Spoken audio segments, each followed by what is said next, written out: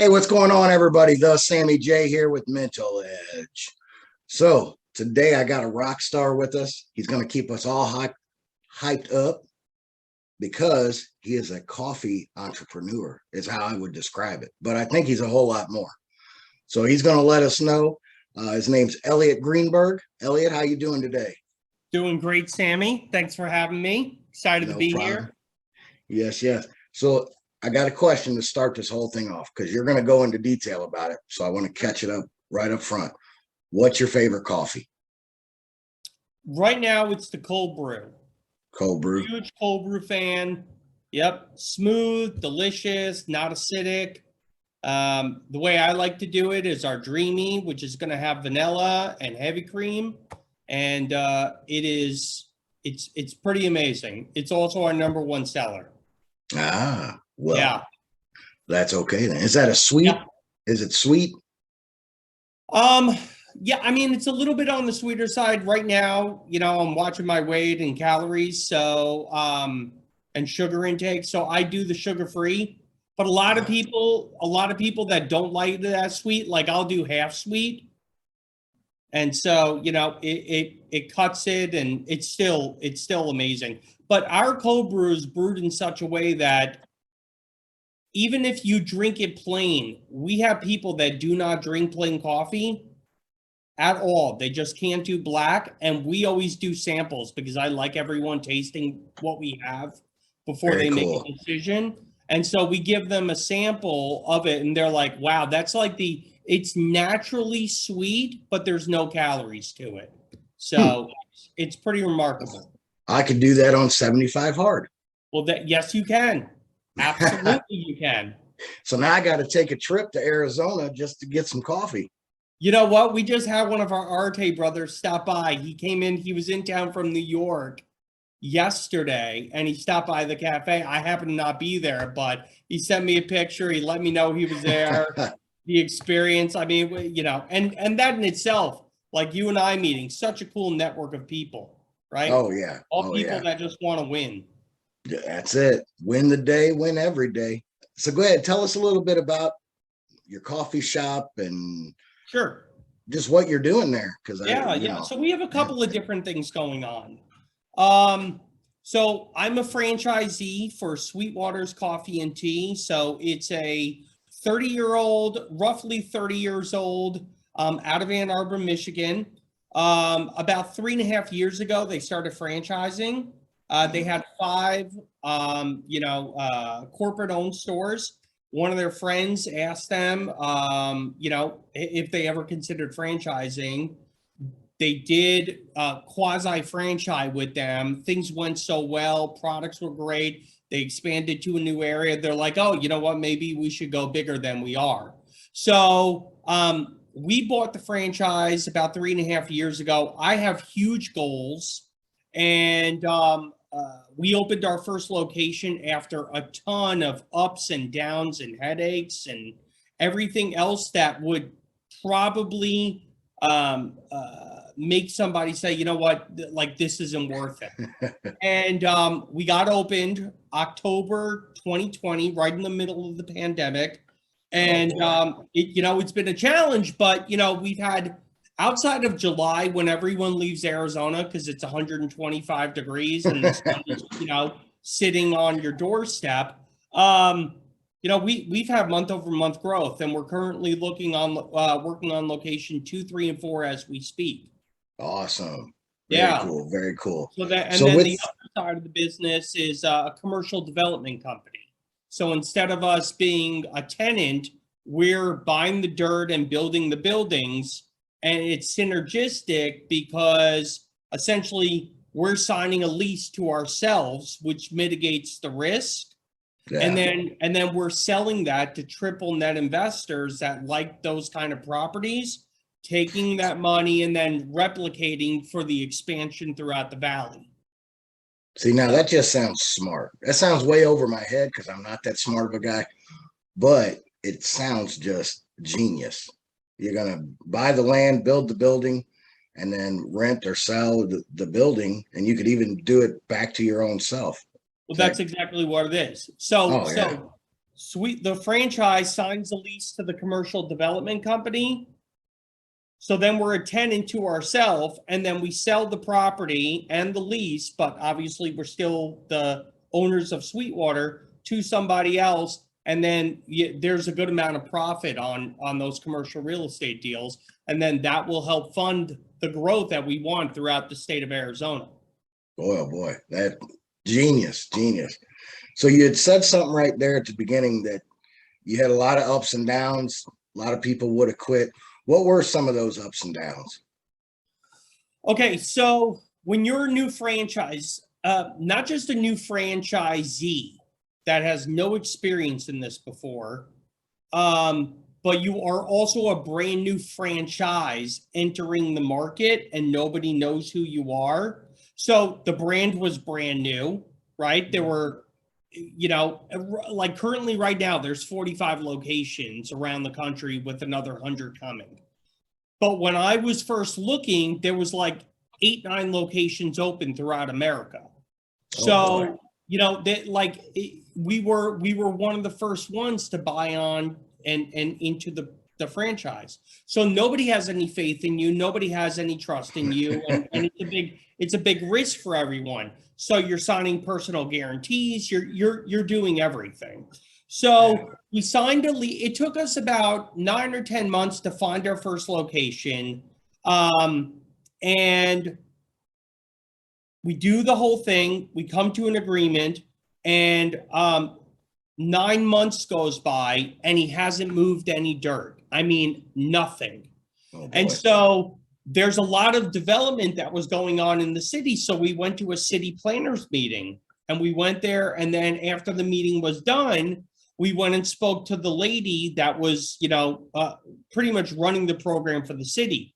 And we told her, hey, we have this lease signed. It's right over here, blah, blah, blah. And the lady said, there's no way that property is getting done. Whatever your landlord told you, that's not happening. Well, that's always nice. Yeah. So that was 9 months, 9 months to find the property, 9 months of sitting around waiting for something to happen. And then we find out that it can't be done. So then we have to fight our landlord for the next 5 months to get out of our lease. He still has, it's been 3 years. He still has not returned our deposit. And then while we're fighting to get out of our lease without trying to avoid lawyers, because again, there's only so much money to go around as a brand new company with no revenue coming in, we have to then restart our search, which took another 6 or 7 months. Then when we found the location, negotiated for it, landlords seem to take forever for whatever reason. Yeah. The real estate side is the slowest moving business I've been a part of, right? Yeah. So, I know. So then after that process, it's the building that we're in right now is dirt. So they have to build the building from the ground up. And then that took 4 months. And then it took another 4 months for us to complete our build out right in the middle of COVID. And, again, it's like, as you're going through your build out, you're running into an issue after an issue. We couldn't get our flooring. Everything was getting delayed, blah, blah, blah. And it was all about just pushing and pushing and pushing and pushing and staying positive and self-motivated to get the project done. And we ended up getting it done. We got it open like 2 weeks after our anticipated open date. And, we had an amazing grand opening. We set a record with Sweetwaters. Damn, that's cool. So now you're going through all this, and you said, man, you just stayed positive and this and that. What kind of, because I can hear the adversity that, because I'm in the trades too. And so I understand that side of it. But what kind of mindset does it take to stay positive during nothing's going right? Like literally, how did you stay positive? So I listen to the MF CEO every single day. Every single day. I listen to Ed Milet on YouTube every single day. And I had a couple of select ones that were like my go-tos. I stayed busy. I constantly was pushing people. I wasn't passive at all. Did a ton of reading. I did some other quirky things that just helped. So I'm into this app, and I shared this with the local Arte group here in Arizona. There's an app on your phone that you can download. It's called Subliminal, and it's kind of like white noise, except there are subliminal messages that are built into it. And you know, it's free to download, and then they have a subscription plan where you can get everything, or you can just buy a subliminal message for $5, right? And they're 30 minutes long, and I put them on repeat. I've been doing that for 5.5 years. I listen to the Law of Attraction or Thinking Big. Like, all the ones that I buy are all about mindset, growth mindset, this and that. Yeah. I have a vision board that I look at. That my vision board is not just a board. Like, I got so obsessed that I have 4 large boards, and I posted them on the back of my door because I have a double door in my bedroom, and that's what I see. Like, my doors are closed, so I'm seeing it all the time when I'm in the room. And then every time I'm leaving my bedroom, every time I'm in the bedroom, all I see is my dreams. There you go. You know, and then I'm very lucky. My wife is extremely supportive. So it's like, you know, whatever we got to do, if I'm in, you know, mentally in the shitter, like, you know, she's one to help pull me out. So I got a really good teammate right there. And, you know, it's literally just doing anything and everything that you can to make sure that you're focusing on what needs to get done and how to move forward instead of shit, this is not happening. Because I will tell you this, Sammy, there's been like 4 or 5 other franchisees that through COVID ran into issues, and they never ended up opening. They lost they paid for the franchise, and they lost the money because they just couldn't push through all the battles. Yeah. So I want everybody to go back, rewind this about 2 or 3 minutes, listen to everything that this man just said. I preach this in my coaching, in my speaking, everything. The world's going to happen. Life's going to happen. Shit's going to happen. You have to stay in gratitude. You have to stay positive. Like, what I'm imagining, the way I explain to people is, even in that worst moment, and you got a bad mindset, something negative just happened, whatever, stop, take a breath, look around, because there's 500 things around you that right now are going on that are positive, that are to be grateful for. And so I love it that you did that. And you did what these other people didn't do. You stayed the course and said, hey, I'm going to get this, and it don't matter. Yeah. So that's a huge lesson for everybody. Listen to what this man said. That's what it takes to be a winner. That's what it takes to be successful. You know, it's that never, I'm not going to quit no matter what. So, dude, that's impressive. Something that you said also, me and you have talked before. Yeah. Was we've done this program. I'm actually on day 4 of 75 Hard. And so I'm starting again, you know. But you when you went through 75 Hard, you said you did something on your walks. And I want you to tell everybody what you did on your walks and why you did that. Oh, yeah. Yes. So one of the things that I did every single day to change my mindset was, my wife and I would drive into the nicest neighborhoods in Arizona. And you know, she has not come from money. I grew up middle class. But like, we struggled when we were on our own. Her and I struggled for a long time. Worked really hard, but there was a lot of self-sabotaging that was going on. I didn't have the mindset. It was just too many ups and downs, even though I was a really hard worker. I was pretty good at what I did. And so because of the struggle, you know, mentally you start contracting, and at the same time, you have a limited vision, right? Like I used to think, like, if I can make $200,000 a year, my life would be amazing. Like that was as big as I could possibly think, because I was making 75, 80, $100,000. And I'm like, what's $100,000 more? That would be life changing. And yes, it is for most people. But I mean, once I got my mind right and established what my real goals were, and I put God-sized goals out there that I now believe that I can achieve.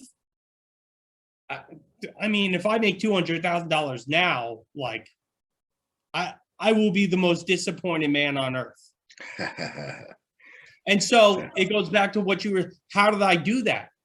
So one of the ways that I did that, where I eliminated, you know, that scarcity mindset, was I would drive to the nicest neighborhoods, whether they be gated or whether they not be. And my wife and I would park and walk and spend the entire time walking in neighborhoods that there was no way at the time we could afford. Minimum price of the house was, I don't know, 1.4, and most of them were, you know, $3 to $5 million, right? And that was in the East Valley of Arizona. That's not in Scottsdale, where I'm at right now, because now you're talking 15, 20, $30 million houses. But when we first started walking in the neighborhoods, it was so uncomfortable.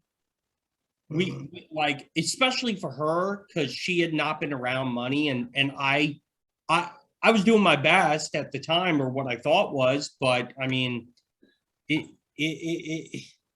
was it really just that feeling of I don't belong here? Feeling of don't belong, and like this isn't for us, right? Or like, how is this ever going to happen? And we did it day after day after day after day. And within a very short period of time, we're walking the neighborhoods. The neighbors are starting to see us and recognize us. As we're walking, we're acting like we belong there.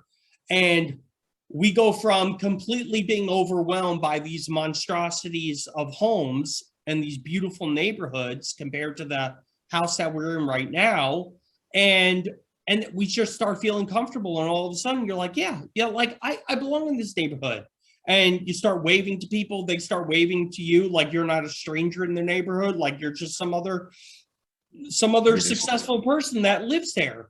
And we started with, you know, one neighborhood that we thought was super nice at the time. And then, you know, you continue to move into nicer and nicer neighborhoods, and you just keep getting more and more comfortable. It's like what Ed talked about, you know, when he was struggling. I'll never forget him telling the story. It's really what put this in my head.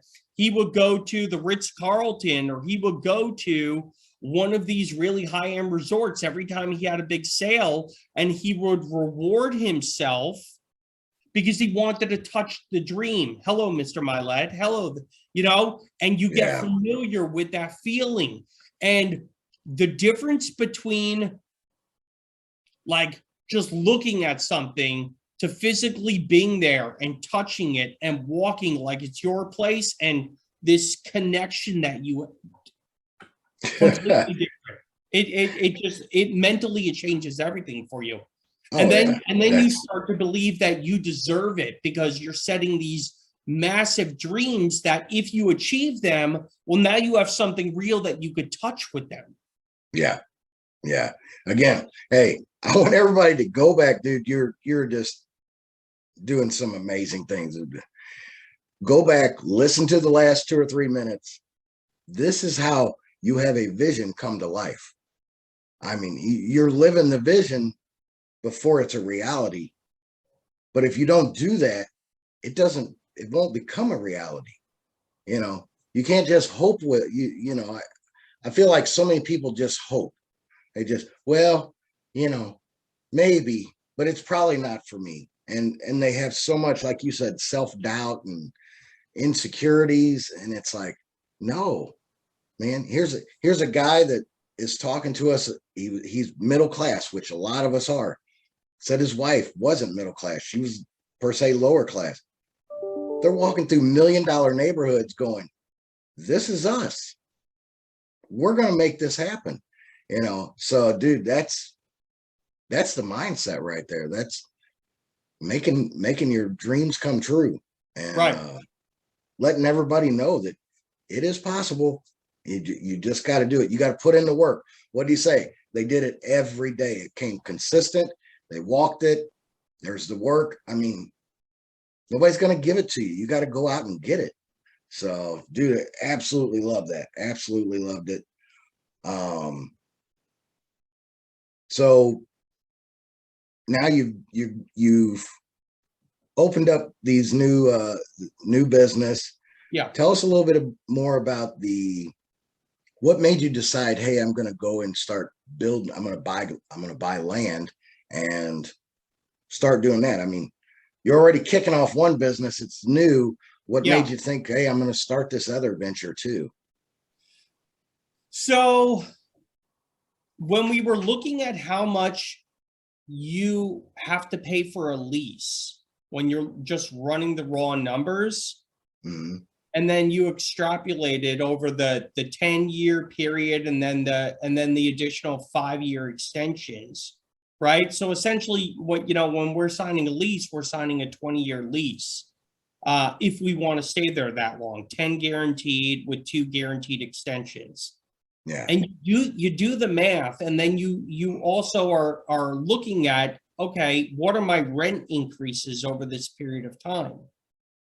And then you look at that and you're able to reverse engineer what that would actually buy you in a mortgage.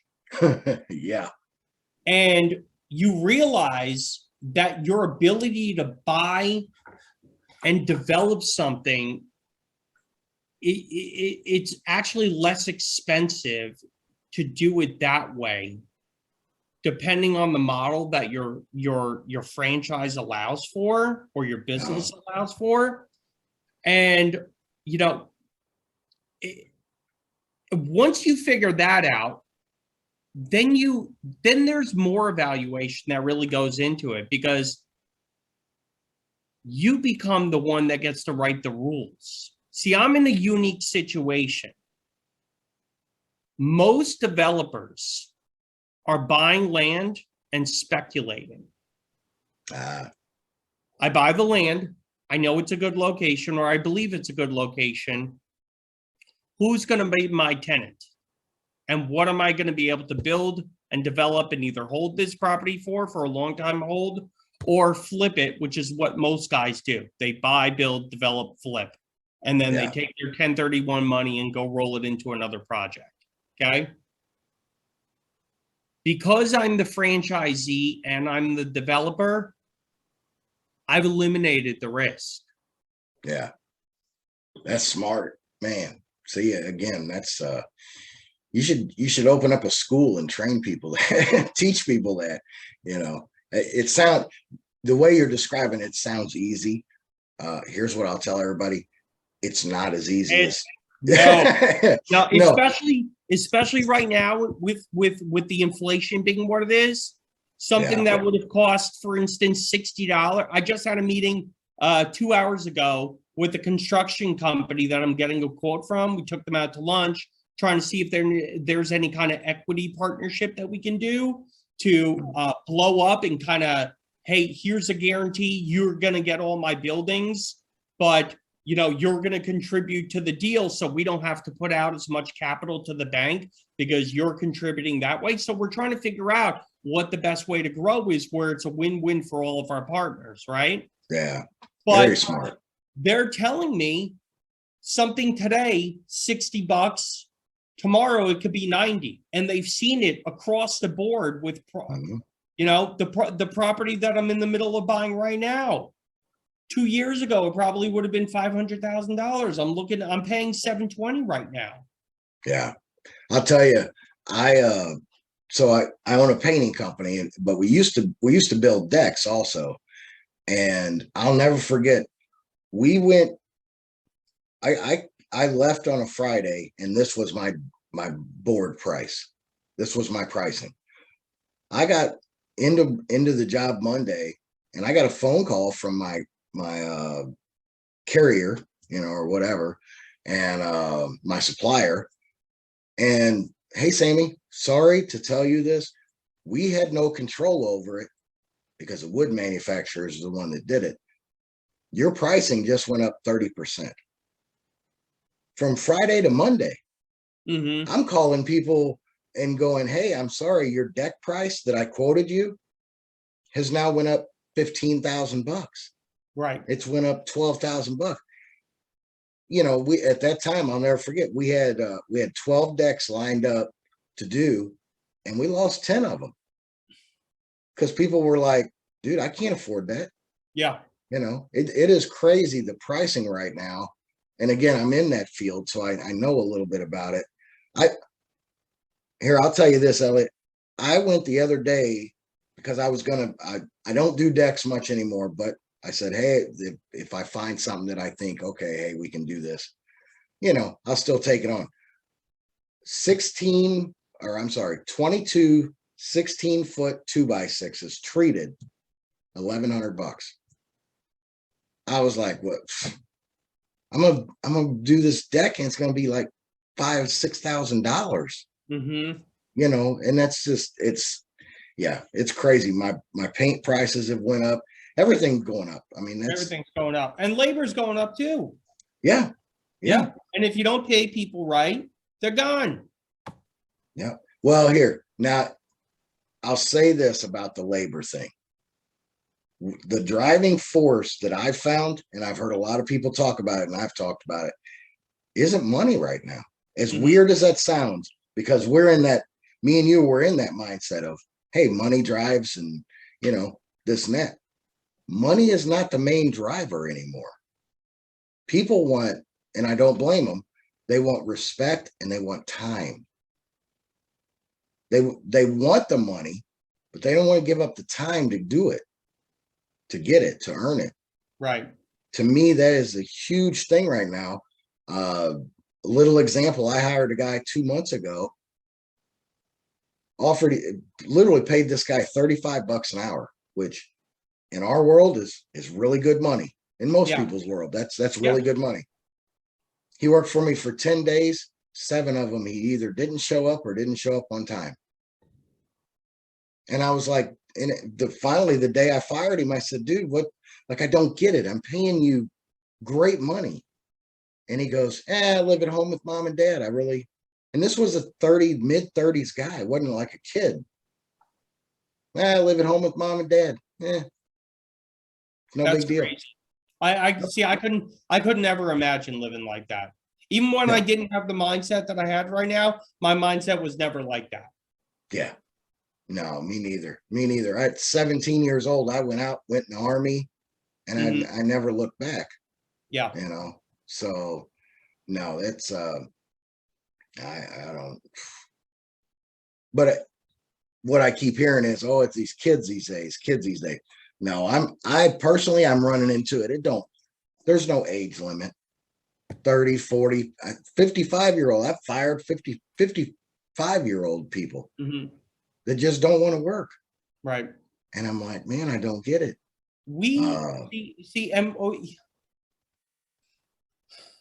So we've done really good.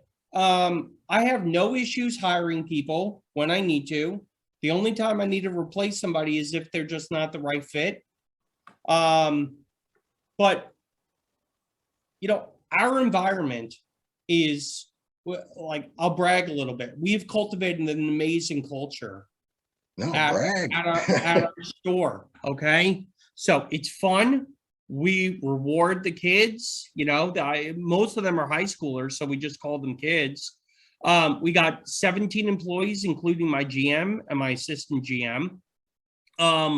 we pay them well. They get paid in tips as well. So that, they're making between hourly and tips somewhere between 19 and $21 an hour. And for a high schooler, that's great. And, That's really good. it's really good. And it's a fun job. They're getting to interface with a lot of really 90% of our customers, 95% of our customers are really sweet, nice people. You always have the shitbags, right? Always. But that's not what it is. But at the same time, like every time we hit a new milestone, I do things a little bit different from the other franchisees where I even though it's not a sales culture, I run the business as it is one where we have milestones that we have to hit. Now, they're baristas and team members that are, prepping that, they don't get paid commission, but they do make their tips off the service that they're putting out. But as we continue to grow, we set new $1,000 milestones every single time. And when we hit a new milestone, when we hit that goal, we throw a party for the whole team. I cater in food, after the cafe is closed, I give the keys to, one of our team leads and they get to have a little party and have fun. I'm there, I say thank you, and then I'm out, and it breeds an amazing culture. And then right across the street from me is another franchise. I'm not going to say who they are, but they're one of these teriyaki shops, right? And it's constant turnover. It is constant, terrible everything because there's no consistency. They can't retain employees. They're constantly hiring. I have people constantly sending in applications to work for us when we're not even posting. That's a good problem to have. It's a good problem. So it's not, and these are all young kids.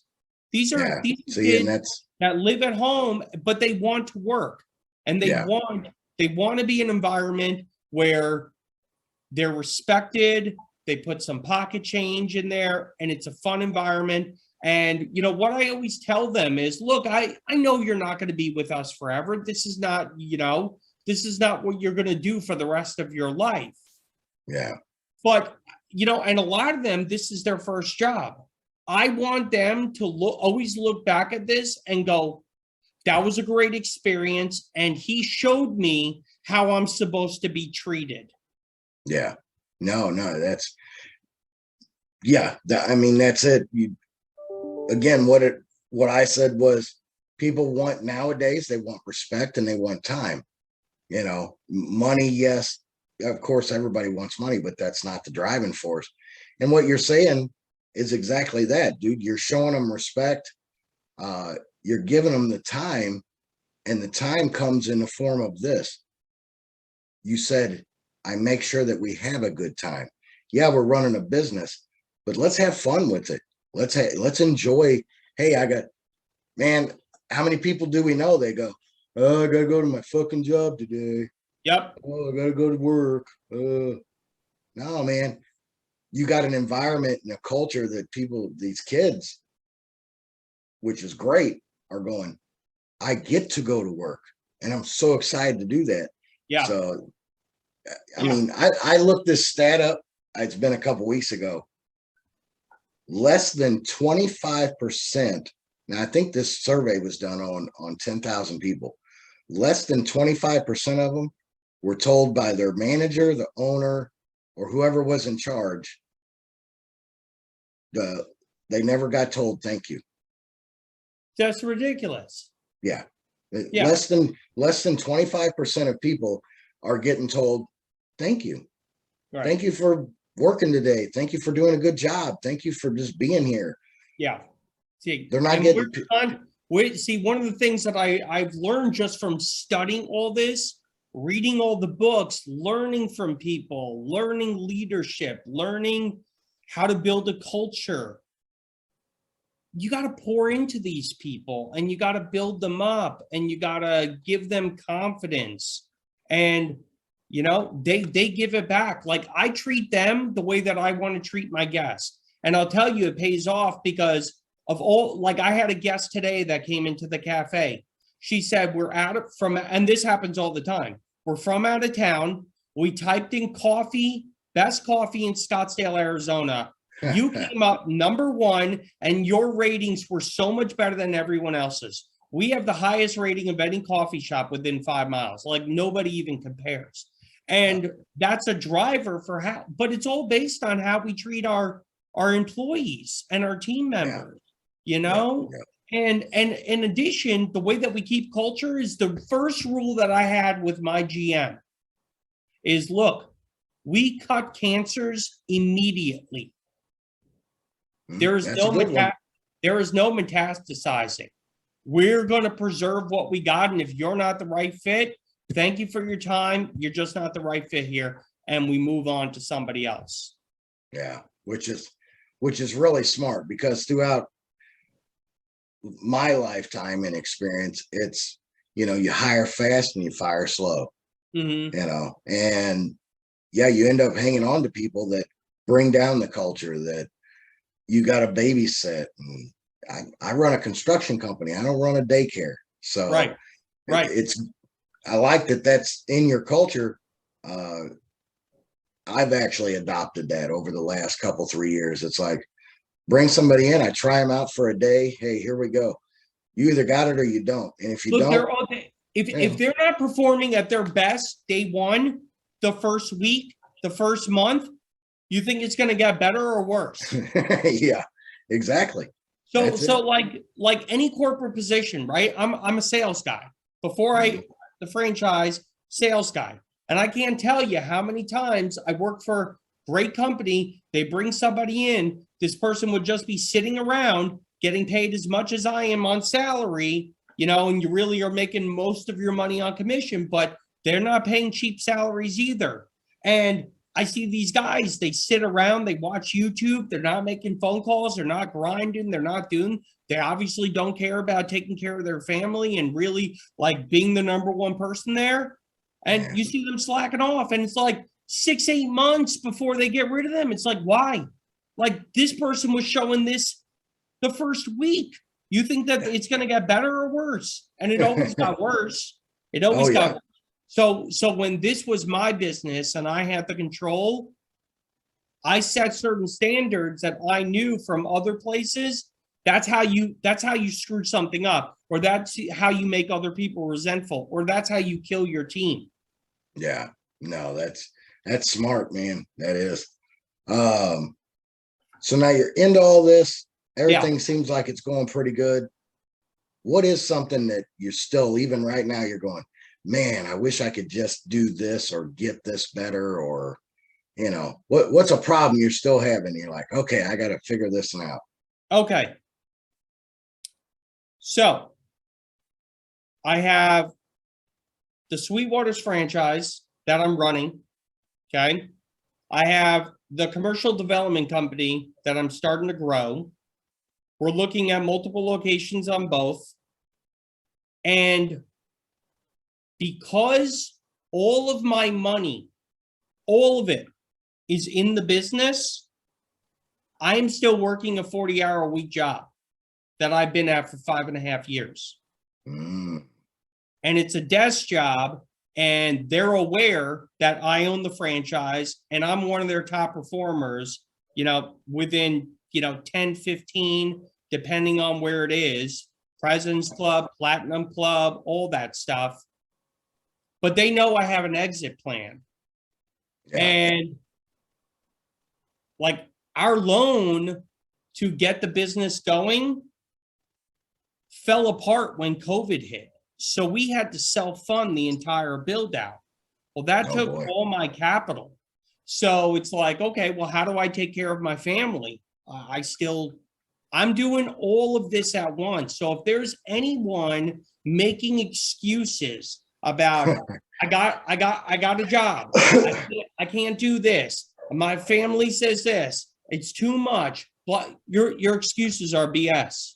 Because I'm tied to a desk 40 hours a week, working out of my cafe or my house. I moved, I sold my home, I took all the money, I put it into the business, and I hired the right people. I brought in the right team, and I'm working on an expansion, and I'm working toward my goals to get me out of working the 40-hour week and working on building the bigger vision. And when we get number 2 up and running, that's when I get to say goodbye to my other job and strictly 100% of the time get laser focused on my business, even though I am all the time anyways. Yeah. It's No, just, that's I know I've already said it, but go back and listen to what he just said. Elliot, it's just like you've got a drive that I wish everybody had. I do. The excuses part, dude, you don't let excuses. There's no excuses. It's like, hey, I got to do this. I got to get shit done. yeah. You know, you got a game plan, you got a vision, you got a timeline, as long as the construction field don't screw you around. It's just But something that, even that, Sammy, it's going to happen. I'm going to yeah, find a way to make it happen because it yeah. is what it is. No, problem solver. I mean, you got to, hey, because we're going to run into problems. Me, it's like, I'm kind of in the same boat right now, as far as, you know, I've got the painting company, and I'm kicking off Mental Edge and starting to do a lot more with that. And it's like, well, I could sit here and go, I'm not going to be consistent with one or the other. Or I can, you know, say, it's just hard. I don't want to do it. I mean, there's so many excuses, and we hear them all. And it's like, no, you don't get it. Elliot's got a dream. And that dream is, like you said earlier, godlike. And it's so big. It's like, dude, nothing's going to hold me back. The excuses that we get, and the biggest one, and it drives me nuts, is I don't have time. Last question for you. How did you develop the time? Because you are doing a lot. It sounds like you're super packed busy, and I know you are. Right. And I have a 12-year-old, and I have a wife, and I'm trying to spend time with them. Mm-hmm. So, I do what Andy said in Win the Day. I adapted the critical task list, the power list, and so not everybody knows what any of that kind of stuff is. Okay. You tell me, what are you doing, or what have you done to say, I've got time? It's not a perfect balance, but I've got time. I mean, there's not one specific thing, because everything is every day is different, but I write down all the things that I must get done that day. There's no ifs, ands, or buts. And so I work that list. And then as I work the list and check off priority number 1, then 2, I'm constantly looking at what is next on the list that I have to get done. And so I am working toward executing and moving toward those goals and dreams every single day, one step at a time. And I mean, this is like, I'm 24/7, you know, I wake up with ideas and I write them down, and then I work on them the next day, and this and that. But that's also exciting. Yeah. That's excitement. And when it's your own thing, for me, it doesn't feel like a job anymore. It doesn't feel like work. It feels like, yep, I'm doing it, man. Like I'm one step closer. And, you know, these little victories provide a tremendous amount of not only adrenaline, but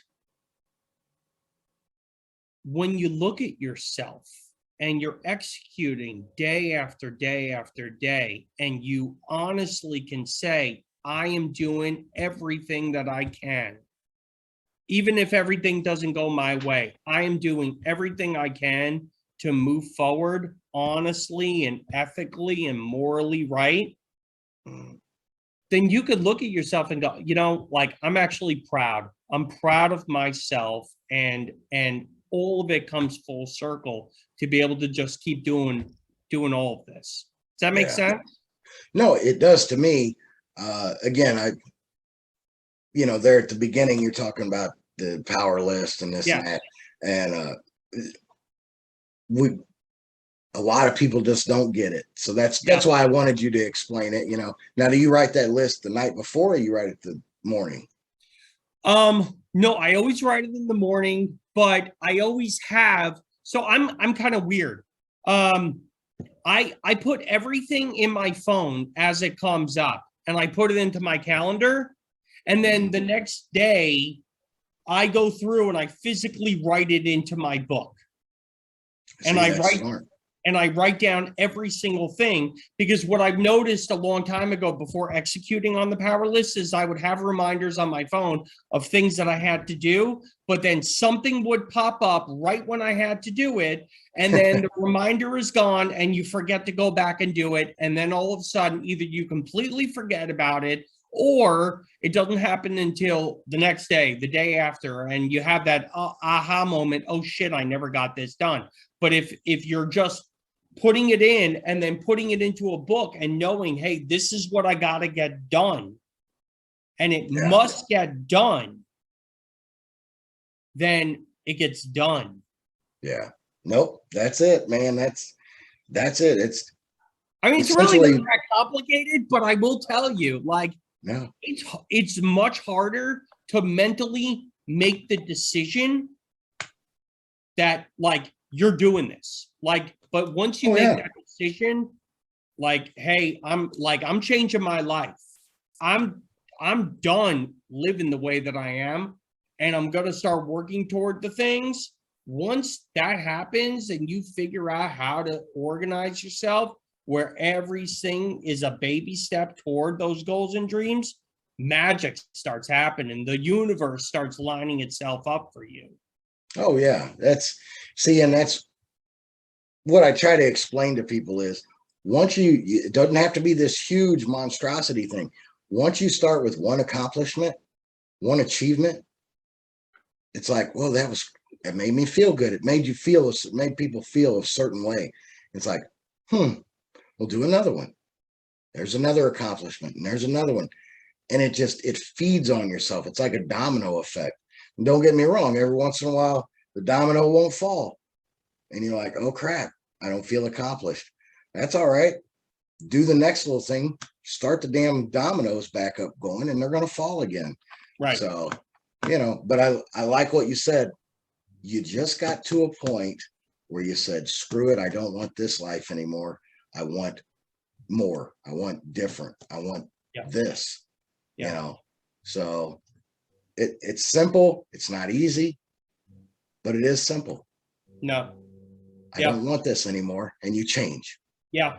Yeah. And look, I only start my self-development journey started 5.5 years ago. And it was when I hit my own personal rock bottom. I had never been at a lower place. And I said no more. And I literally became obsessed with reading, audibles, YouTube, and anything that I could do to change. And I didn't watch regular television. I didn't do anything. I only focused on listening to people that have crushed it in life and eliminating all these old thoughts and limiting beliefs and everything that you could think of that was holding me back, to the point that after years and years and years of doing it, that old person does not exist anymore. They're not there. I cannot possibly go back to thinking like them. Yeah. Nope. Well, dude, this has been awesome. I appreciate it, man. This is my second podcast. That was a good time. Second podcast. This is funny. I broke a guy's podcast cherry the other day. It's what I do. It's got to be it's probably the gray. That's what does it. There it is. All the newbies. Well, no, man, you did great.